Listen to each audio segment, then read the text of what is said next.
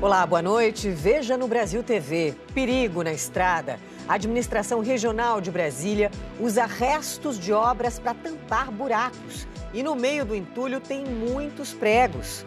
O Ministério da Agricultura e Pecuária declara estado de emergência zoossanitária no Rio Grande do Sul por causa do foco de uma doença numa granja, na cidade de Antagorda. E ainda, milhares de fiéis fazem romaria em Juazeiro do Norte para lembrar os 90 anos da morte de Padre Cícero. Sábado, 20 de julho, agora no Brasil TV.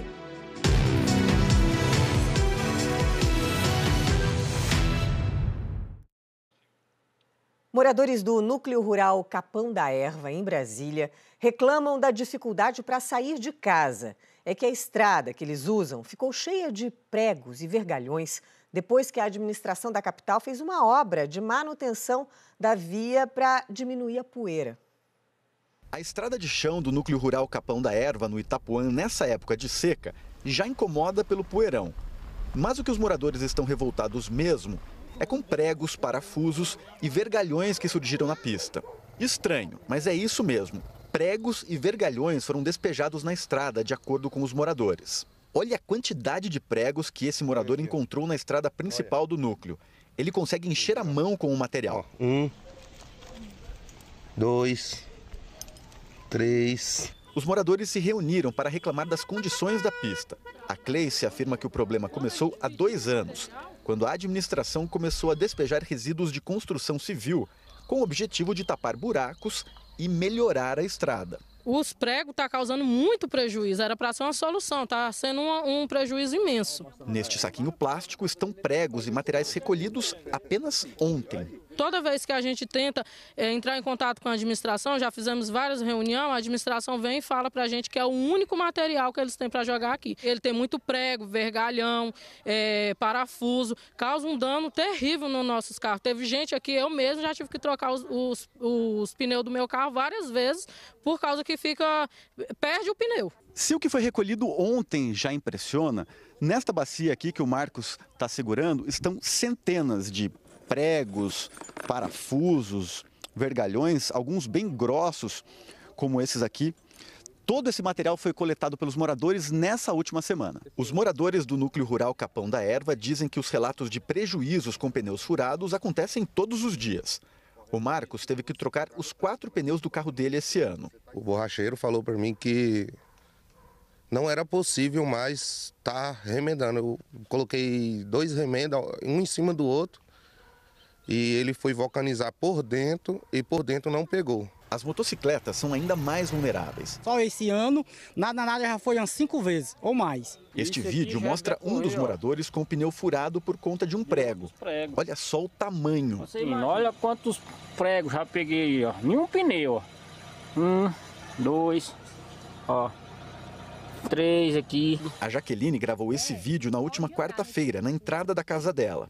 É só olhar para o chão que você começa a achar as melhorias que a nossa administração faz. Então, assim, ó, andei pouquinho na porta da minha casa ao percurso. Se eu andar até o final, com certeza eu vou achar, no mínimo, aí um balde de prego. Quem espera na parada de ônibus tenta ajudar os motoristas. Isso aqui é o que o morador vai juntando. E vai colocando aqui, vai vindo para a parada de ônibus e vai colocando os pregos aqui, ajudando em si os motoristas que estão vindo para não furar pneu, né? Revoltados com o problema, hoje de manhã o grupo fez uma passeata com faixas de protesto. A manifestação terminou em frente à administração regional do Itapuã. Só esse mês eu já paguei 420 só de pneu e agora a gente vai comprar mais 4 pneus, porque a gente sai de casa para ir para uma consulta, coloca step, porque eu já furou. Na hora que chega em casa, você olha para o carro, pneu furado. Isso é para a administração ver que nós merecemos coisa melhor e não prego na nossa porta. Como é que pode, né? Uma obra que era para melhorar a vida das pessoas acaba trazendo ainda mais risco à população, sem contar os prejuízos, né? A administração de Brasília disse que uma equipe vai fazer uma vistoria na estrada e recolher qualquer objeto que possa prejudicar a mobilidade dos moradores e que um novo material vai ser usado para fazer a manutenção da via. É o mínimo, né? E o governo federal reconheceu a situação de emergência em 18 municípios de Rondônia por causa da seca severa. O Rio Madeira atingiu hoje o nível mais baixo do ano. Olhando assim, parece que está tudo bem com o Rio Madeira. Mas basta ampliar a imagem para perceber os sinais da seca antecipada do rio. Hoje, o Madeira chegou a 2,90 metros, quase 3 metros a menos do que o nível no mesmo período de 2023. O seu Edmilson já começou a sentir os efeitos da seca do Madeira. A gente usa o poço do vizinho, porque nosso poço seca aí, esse tempo agora está seco já. A gente usa do vizinho que tem mais profundidade, lá dentro lá a gente usa a água dele. A situação para mim aqui mudou muito, depois que começou essa enchente, essa seca aí, fica difícil, muito difícil para a gente. Além dos ribeirinhos, a seca antecipada do Rio Madeira também preocupa o setor produtivo do estado. A produção de grãos, como milho e soja, por exemplo, é escoada pela hidrovia do Madeira. Com a seca do rio, a navegação noturna está proibida e o transporte de carga é reduzido em cerca de 60%. Olha, hoje, em média, sai do porto organizado em torno de 200 a 230 mil toneladas. Então, nós não sabemos exatamente como é que vai ficar a situação hoje, porque estamos analisando e solicitamos a informação junto aos órgãos responsáveis para identificar se esse efeito que ocorre aqui com a baixa do rio, se ele está impactando diretamente nas operações no percurso pelo menos até Manaus. O governo federal reconheceu o decreto do governo de Rondônia de situação de emergência em 18 municípios do estado, entre eles Porto Velho. Na capital, a maior preocupação é com a comunidade ribeirinha. A Defesa Civil já atua na assistência de aproximadamente 400 famílias. Já tem 5 comunidades contempladas aí para escavação de poços. Outras regiões que não têm acesso, comunidade que anda 1 quilômetro, 2 quilômetros, aí a gente vai estar atendendo, né, com água. Então a gente chegando no metro não quer dizer que o Rio Madeira vai secar. Em relação ao nível do mar, né, mas a trafegabilidade já fica comprometida. De acordo com a Defesa Civil de Porto Velho, o nível do Rio Madeira vem baixando em média de 20 a 30 centímetros por dia. Começaram a ser instaladas barreiras sanitárias contra a doença de Newcastle, no Rio Grande do Sul. Um foco da doença, que atinge aves, foi confirmado por análise laboratorial numa granja na cidade de Antagorda. Estão sendo construídas hoje as 8 barreiras sanitárias aqui em Antagorda. 50 agentes da Vigilância e Defesa Sanitária, mais policiais da Brigada Militar, vão atuar nessa frente. Essas barreiras servem para fazer a limpeza de veículos que passam por alguns pontos determinados pelas autoridades. Esse trabalho vai seguir ao longo de pelo menos 3 semanas. Esses profissionais também visitarão propriedades dentro de um raio de 10 quilômetros traçados a partir dessa granja, onde o vírus de Newcastle foi detectado. Ao todo, serão 870 propriedades visitadas para avaliação das criações. Esse vírus foi detectado em uma propriedade aqui no município e todas as 7.000 aves dessa granja foram sacrificadas. Um helicóptero do Corpo de Bombeiros de Goiás fez um pouso forçado no Rio Araguaia. Oi, Mônica. O pouso de emergência foi hoje de manhã no Rio Araguaia, no município de Itacaiú, na divisa de Goiás com o Mato Grosso. Um banhista gravou o momento em que o helicóptero sobrevoava as praias de Água Doce, onde estavam vários turistas. Em seguida, ele perde força e começa a cair. Segundo o comando-geral do Corpo de Bombeiros, a suspeita inicial é que o helicóptero tenha tido uma pane. 5 bombeiros e um oficial da Marinha do Brasil estavam a bordo. Eles seguiam para Aragarças para visitar os pontos de apoio montados pela corporação ao longo do rio, já que o movimento nessa época do ano é intenso. Os feridos foram resgatados por banhistas e socorristas que estavam na região. Os militares foram levados para um hospital de Britânia e 2 deles transferidos de avião para um hospital de Goiânia. O estado de saúde deles é considerado estável. A Força Aérea Brasileira disse que o caso vai ser investigado pelo Centro de Investigação e Prevenção de Acidentes Aeronáuticos, o CENIPA, mas os peritos não deram um prazo de quando os trabalhos vão ser concluídos. Voltamos aos estúdios do Brasil TV. A seguir, começa em Pelotas a Fena Doce, E esse ano a cidade ganhou o título de Capital Nacional do Doce.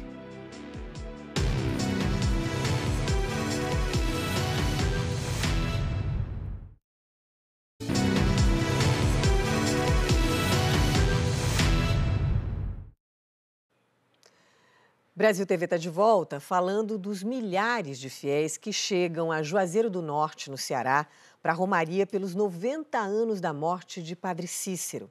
O padre é uma referência para católicos de todo o Nordeste. Mas não deixar eu cair em tentação, me livre e me defenda de todos os maus. Dona Sulina tem 114 anos e mora na zona rural do Crato. Das memórias que o avançar da idade não levou, uma ela guarda com carinho: ter conhecido o Padre Cícero.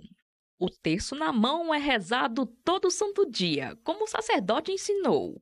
Ela ainda cantou o trecho de um bendito que recorda esse momento. Ô minha santa Beata mocinha, eu venho aqui visitar meu padrinho. Meu padrinho fez uma viagem, ele deixou Juazeiro sozinho.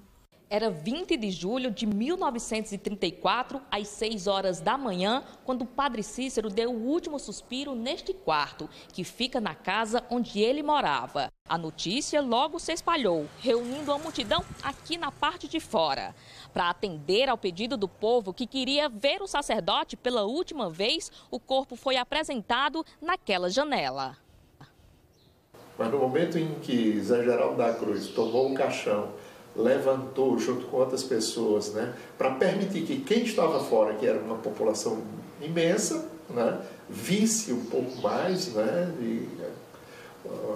a face do Padre Cícero, né, aquilo terminou por mexer, né, o braço caiu.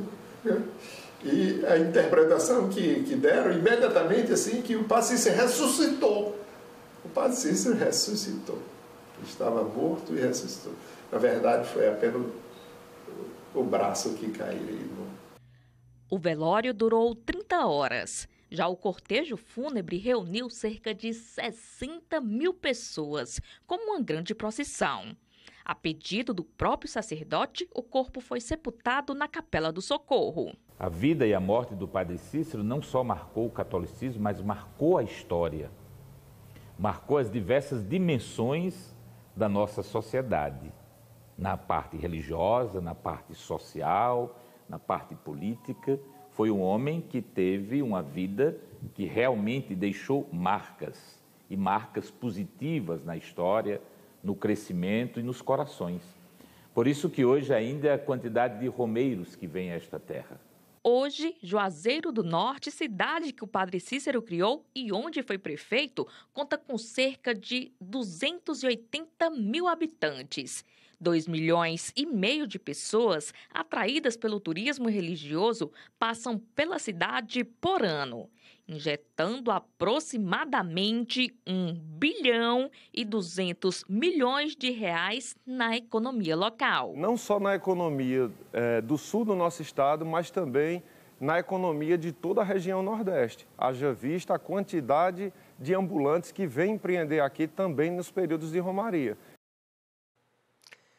Em Pelotas, esse é o primeiro fim de semana da FenaDoce, que tinha sido adiada por causa das enchentes que atingiram o Rio Grande do Sul.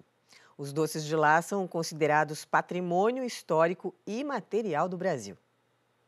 Essa é a 30ª edição da FenaDoce, que acontece em Pelotas, no sul gaúcho, cidade que, inclusive, esse ano foi oficializada por lei como capital nacional do doce. Por aqui, as estrelas da festa são os doces tradicionais, aqueles à base de ovos e açúcar que surgiram há mais de 200 anos, e os que foram sendo criados ao longo dos anos à base de chocolate.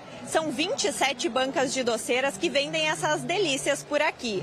O jeito único de fazer os doces foi considerado pelo IPHAN como patrimônio histórico imaterial do Brasil em 2018. O setor doceiro aqui na cidade movimenta cerca de 30 milhões de reais por ano e 40% dessa movimentação econômica acontece durante a FenaDoce. Por isso que o evento é tão importante para a cidade. Esse ano ele precisou ser adiado por quase 2 meses por conta das enchentes, mas agora acontece com a expectativa de alcançar as marcas da edição anterior. Ano passado, 314 mil pessoas passaram pelos pavilhões do centro de eventos e 1.800.000 doces foram vendidos. Além dos doces, a feira também reúne 250 estandes dos setores de comércio e serviço. A FenaDoce segue aqui em Pelotas até o dia 4 de agosto. Muita tentação, né? Um doce melhor que o outro. Gente, o Brasil TV fica por aqui. Outras notícias você vê logo mais no Jornal Nacional, às 8h30 da noite, hora de Brasília. Uma ótima noite para você. Aproveite o seu fim de semana.